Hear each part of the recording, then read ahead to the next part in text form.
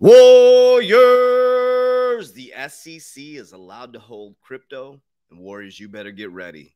The shift is here. Follow all the way through to the end. I'll be giving my speech on what I think is happening in the financial system and where we're heading. My name is Coach JB. I am the top health and mindset coach in the world. What you believe in your heart, you think in your mind, will eventually become your words and become your reality. If you can see it in your mind, eventually you can hold it right here in your hands. What you repeatedly do gets ingrained in your subconscious mind.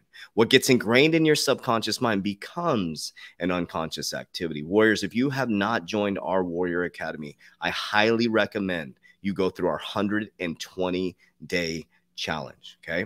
Besides that, you're going to have access to my crypto portfolio, the exit strategy as we exercise it during this bull run. Also, community. Surround yourself with like-minded people, cryptocurrency calls, Discord, so much information. But my 120-day challenge is discipline, subconscious mind programming, goal setting, nutrition, workouts. There's nothing like it in history. We have it all here at the Warrior Academy. If you go through the 120-day challenge and you're not fully satisfied, we'll give you 100% refund. The only risk is you don't get your shit together. That's what it's all about. All right, let's jump right into it, Warriors. Man, stuff is getting thick here in the crypto space. Let's take a look at this, Warriors.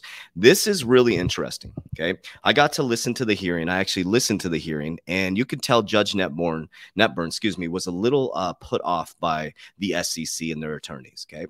But let's take a look at what's happening here, okay? So, I'm on the wrong screen. Let's go here. So this is just all breaking news. This is happening really, really fast. I know it's on TikTok, Instagram, but I want to share my opinion with this breaking news out here. So it says no rules against Bitcoin, ETH, or XRP insider trading at the SEC. Leaked email reveals, okay? It says the United States SEC, Securities Exchange Commission, which has claimed jurisdiction over XRP, has no rules against holding or trading the crypto according to an email by the SEC. It says our ethics office has a prohibited holdings list pertaining to securities that fall under 5CFR, okay? BTC, ETH, and XRP have never appeared on the list, the email says. The admission comes amid the battle of wits of the District Court of the Southern District of New York, where Ripple and SEC are engaging in a case of management after the SEC accused Ripple of being an unregistered security. The revelation was made in the context of whether the SEC should disclose internal deliberations over crypto security classifications, in particular as it pertains to XRP, as well as Bitcoin and Ethereum, with Judge Netburn to hold an in-camera review on whether they should be disclosed. So what's happening, Warriors, as you listen to the case, they literally aren't submitting their documents. The SEC is holding back, Warriors. Now, if this is really, really true, okay, think about this. If this is true, we're going to take a look at the physical document that was on August 27th, 2021. Now, what do you think is going to happen? Really think about this. If you're an XRP holder or you're not an XRP holder. Now, the way that I think about it, this is not financial advice. I'm not a financial advisor. It's time to get your shit together, Warriors. Imagine a world, right? Imagine a world, say it goes completely south. What's the risk if you were to go drive Uber or Postmates every night, gain $50 to $60 and go put it into XRP or go put it into a cryptocurrency, right? What risk do you have? Stop wasting your time. Get some extra money. That's what I did, Warriors. A year and a half ago, I lost all my money and I got my shit together. I started reading what the billionaires and multimillionaires are doing. I started to do the opposite of everybody else. I started to buy the fear and I sold the news, and I completely changed my financial future. And now, through law of attraction, through hard work and dedication, I built $1 million company over the last 3 years of hard work since 2017. And also, I'm financially free, passive income. You can do the same things. I'm a normal, everyday dude, and I'm going to show you how normal these people are. We're starting the Ken Mack Coach JV Financial Freedom Show starting Monday. We're going to have a podcast and on the YouTube channel where we're going to be bringing you high-level millionaires, multimillionaires, and soon billionaires. So you can see that this is obtainable for you, Warriors. But let's jump into this document right here. So, dear Judge Netburn, we write on behalf of the defendants of Ripple Labs, Brad Garlinghouse and Chris Larson, to request a local rule conference regarding the SEC's refusal to produce certain information necessary to complete defendants' understanding of the SEC's trading policies governing digital assets, or whether SEC permitted its own employees to trade XRP. Specifically, defendants seek production of documents reflecting trading pre-clearance decisions with regard to XRP, Bitcoin, and Ethereum, or alternatively, for the information to be produced in aggregate form. Defendants also seek certification concerning SEC employees' XRP holdings. Again, either will redactions of personal information or aggregate form. Okay, so this was the request, and this supposedly, check your resources, this supposedly is an email. It says our ethics office from the SEC has prohibited holdings lists pertaining to securities that fall within the 5 CFR. BTH, ETH, and XRP have never appeared on the list, the email says. Now, if this is true, Warriors, if this is true, shit's going to hit the fan for the SEC. Think about that. If they release these documents and we find out the SEC is holding XRP, the employees, and they were able to trade Bitcoin, Ethereum, and hold XRP during this time, it completely throws the case out the door. Now, I'm not a lawyer. I would highly recommend you check out Jeremy Hogan. He explains this the best. But in my perception of just being an ex-banker and understanding a little bit about economics and understanding what's right or wrong, right? Wouldn't you say, holy shit, this stuff is about to go parabolic, Warriors. Okay, SEC versus Ripple regulators stumbles in its argument against producing internal documents. I got to listen to this. This is wild. In a recent hearing, the SEC Ripple faced off on whether the formers, damn, man, I need to go back to school, internal document are protecting against protection of civil litigation. One attorney believes that the SEC stumbled in its argument, and the judge is going to rule that the regulator produce its documents. I cannot wait for this. And I think it's on September 28th is when all of them have to submit their documents. So the in-camera view, which is really interesting more. So I'm really excited to see what's about to happen with this, okay? So Gary Gensler says the crypto markets won't last long outside regulatory framework, Gensler says. Platforms should be asking for permission rather than begging for forgiveness, the SEC chair said. Now, would you agree that Ripple, and the reason why the crypto community calls it a banker coin and they do not like XRP is because they say it's a centralized coin working with the banks? But wouldn't you agree, from what we've learned and seen all the interviews, that Brad Garlinghouse was working closely with the SEC and asking questions of the SEC to make sure that they were in compliance? From what I understand is he was constantly in communication with them from the minute of the inception of it, and they're working with the banks, Warriors. And I'm about to present to my Warriors at the 10 o'clock call a document that I found where Merrill Lynch and Bank of America are talking about the quantum financial system. And we know that Bank of America has Ripple in their patent. Bank of America is the #2 largest bank in assets in America, and I think it's in the top 10 worldwide, okay? And then I found the strategic vision for the quantum and the White House, right? And I'm going to be presenting that to my Warriors because we're getting prepared mentally for this bull run, right? We have an exit strategy. We are strict, we are planned, we are ready to go because, Warriors, crypto isn't just the only thing. The biggest shift in generational wealth is happening right now. And you're going to want to check out the Ken Mack and Coach JV show. It's going to be every Monday on our YouTube channel, 9 o'clock. And we're also going to do it in podcast form so you can listen while you're driving. Okay, so let's check this last video out. I want to give credit where credit is due. This YouTube channel is Pinoy Stellar Adventures. So Pinoy Stellar Adventures. He did this really cool video with Gary Gensler in it talking about Ethereum is a security, not XRP. So check this out. In my mind, suggests that most, maybe not all, but most initial coin offerings are securities because they're investment contracts where there is an exchange of money, there's a common enterprise, you're relying on somebody else's expertise for profits.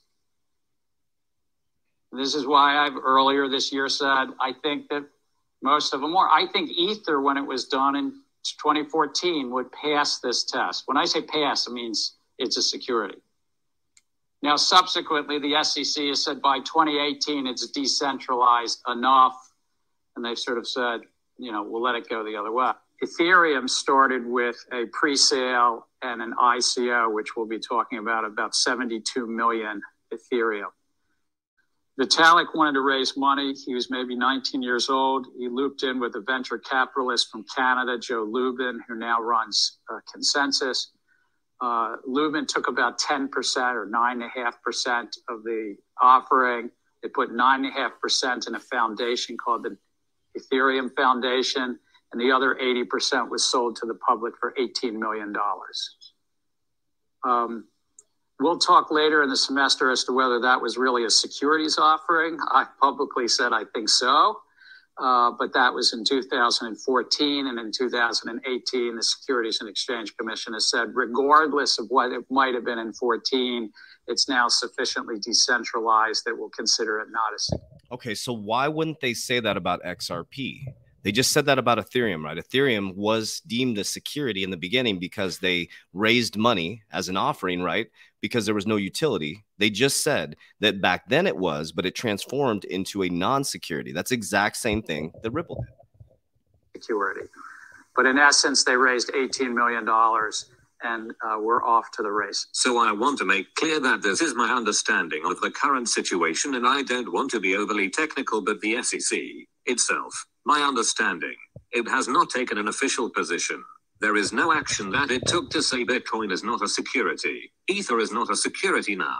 There was a speech by a high-ranking person who said that to him. That's what it looked like, but there has been no action letter, no enforcement action, none of the official ways in which the SEC takes a position on that matter that has occurred. What I understand defendants to be referencing is the speech by Mr. Hinman, which is not an official statement of the Securities and Exchange Commission itself. All right, Warriors. So here we sit. Here we sit. September 2nd, 2021. September 2nd, 2021. And what I want you to do right now is I want you to think about your life, financially, spiritually, your mindset. And I want you to ask yourself a question. If this all collapses, if the financial system collapses, am I ready? Am I ready for the new banking system? And what can I do to get prepared? Because I'm going to tell you right now, I'm going to continue to say this on my YouTube videos. There's going to be two types of people. It's going to be just like the Great Depression, probably worse than the Great Depression in 1929. The difference is we have resources, we have tools that they didn't have back then, Warriors. In 1929, someone came running down the street with a newspaper, just like the telephone game. Remember when you were a child? In the telephone game, by the time it got to the 10th person, it was a completely different story. So it's alleged that JP Morgan created a rumor and everybody ran the banks. Well, the very banks that collapsed, who saved those banks?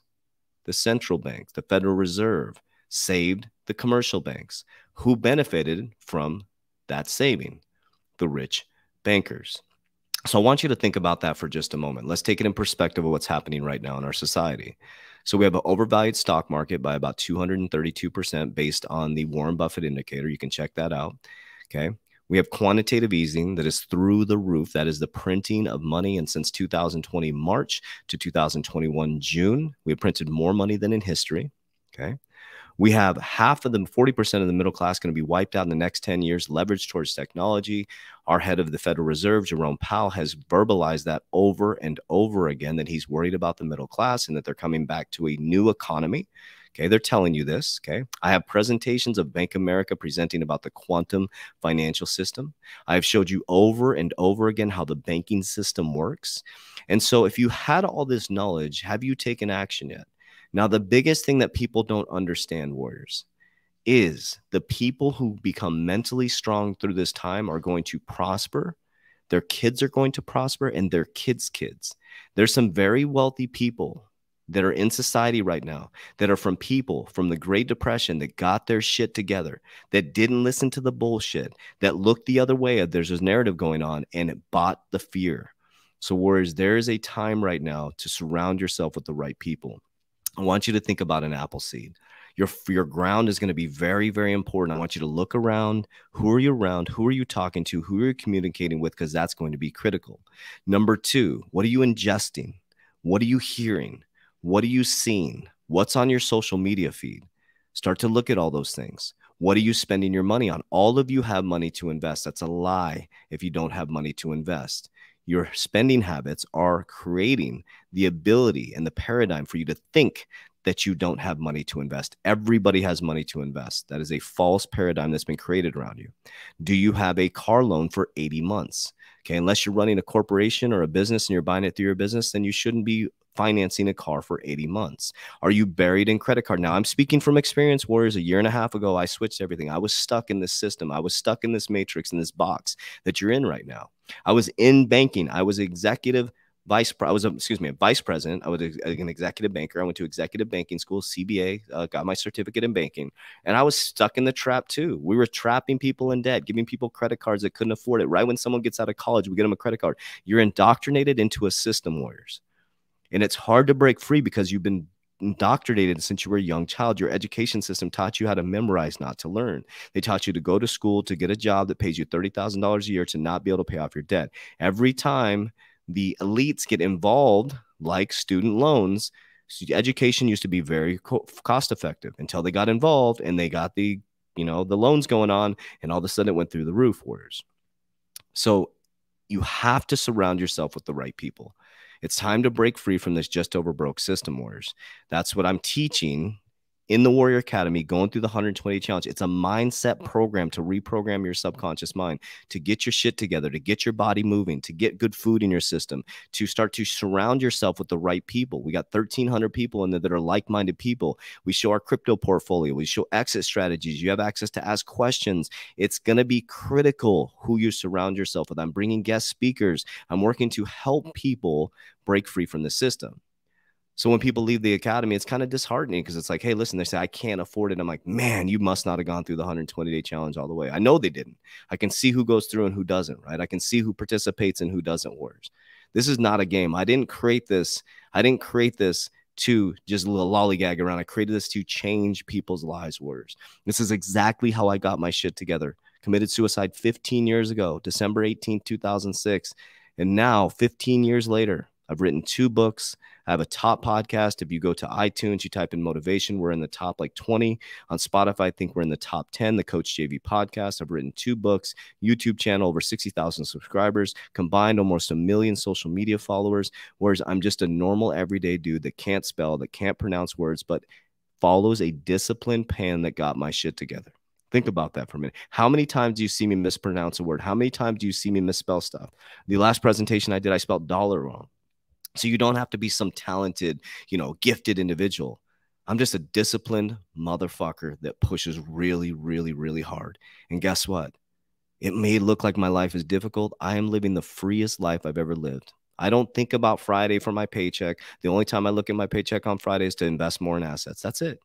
And now I'm moving into the mentorship with Ken Mack. I'm already deep into it. We're going to be buying corporations. You can be involved in all this stuff, warriors. I'm bringing as many people with me as possible. And I will always tell you, I don't know everything. I'm an infant in the LBO stage. I'm now a baby. It's like Mr. Miyagi and Karate Kid.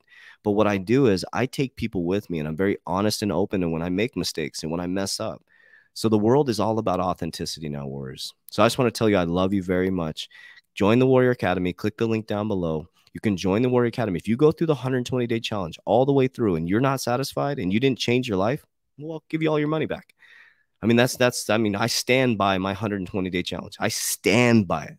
Okay. I stand by it, warriors. I'm very confident because that's why I am the way that I am and why I have financial freedom and why I'm so happy and living heaven on earth is because I follow those techniques. So I love you guys. I appreciate you guys. Make sure you share this video with a friend. Warriors, rise, get your shit together. Let's go.